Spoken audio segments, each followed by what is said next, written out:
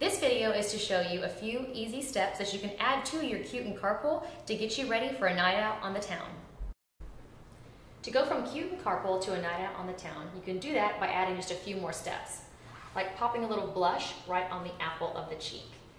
We no longer put the blush from the ear to the nose, so please keep the blush where you would naturally flush or blush, and use a color that complements your lip.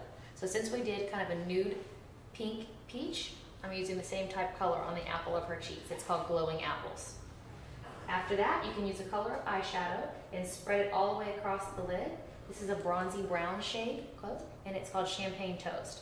I apply that all the way across the lid and up to the crease.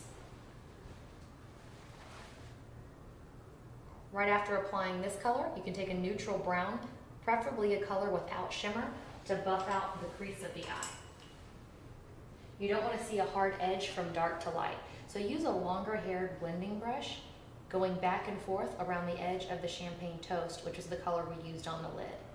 This color is called Gazelle, and you can see how it gives more of a smooth transition from the lid color to the eyebrow lift. If you're using the eyebrow lift, you do not have to use a white or a light colored eyeshadow. Just the two of these shades will do. Back and forth from the corner of the eye to the outer corner of the eye, buffing up towards the brow lift. Okay. Right after that, you can take some eyeliner. This eyeliner that I'm using is called watercolor eyeliner. You just dip it under the faucet or spray it with water. And it's a cake eyeliner that, when wet, transfers color onto the brush. Chin up, look down. You want to make sure you're looking down into your mirror and press and wiggle right at the root of the lash. I first start by going underneath the lash, and then I work from the top part, but going right into the root, right where the hair grows out. Look this way. You want to make sure you go all the way across to the inner corner of the eye.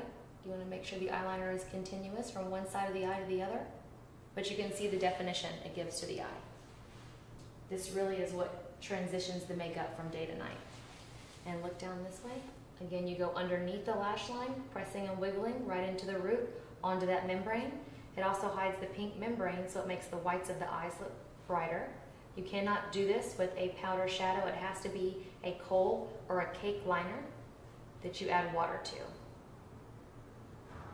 After applying the eyeliner, you can go back with a darker color of eyeshadow, something that enhances your natural eye color. So Bree's eyes are kind of a greenish tint, so I'm going to go with a color called Olive Branch. Chin up, look down, and I fade out the black liner, just going right around the edge of it and going into the eyeshadow. This is lightly smoking out the eye and giving her a little bit more of a pop of color that matches her iris. I use a small brush. This one is called the Smoky Eye Smudge Brush. And it's really easy to smoke out the eyeshadow without getting a hard drawn-on line. If you're working with darker colors, you're going to have drop-off, so you can use a clean sweep brush just to kind of brush those little eyeshadow flakes off. And apply one more coat of mascara, look down, to give your eyes more of a pop.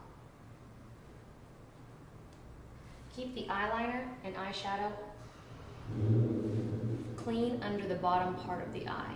You do not want to put heavy eyeliner on the bottom because it pulls down the eye, so keep it fresh and natural. That way all the weight is at the top side of the eye, which lifts. So this is how you go from CUTE in Carpool to a night out on the town.